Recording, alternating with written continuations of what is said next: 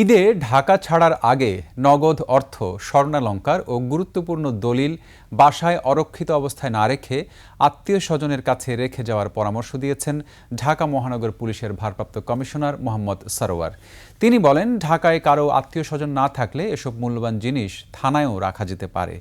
DMP media সেন্টারে সংবাদ সম্মেলনে ঈদে ঘরমুখী মানুষের যাত্রা এবং ফাঁকা রাজধানীর নিরাপত্তা পরিকল্পনা তুলে ধরতে গিয়ে এসব কথা বলেন ডিএমপি কমিশনার। দীপু শিকদারের রিপোর্ট।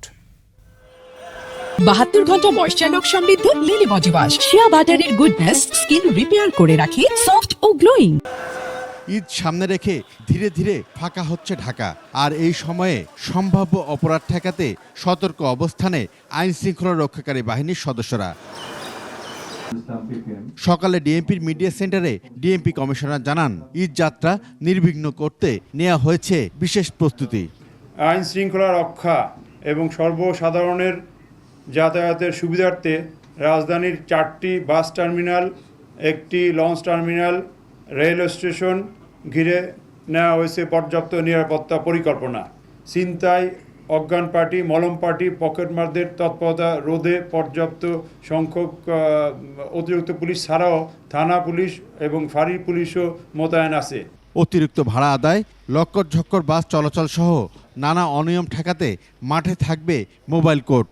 অতিরিক্ত ভাড়া আদায়, টিকিট কালোবাজারি রোধ, যাত্রী হয়রানি বন্ধে বাস এবং লঞ্চ টার্মিনাল সমূহে জুডিশিয়াল ও এক্সিকিউটিভ ম্যাজিস্ট্রেটের সমন্বয়ে 9টি মোবাইল কোর্ট পরিচালিত হচ্ছে।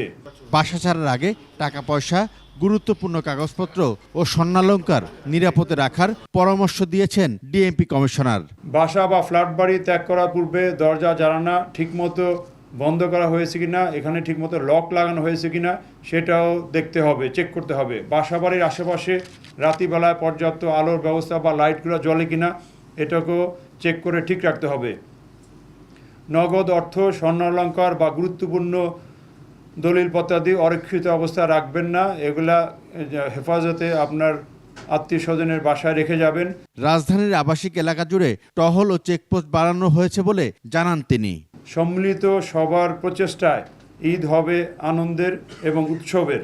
দীপু শিকদার, 21 টেলিভিশন, ঢাকা।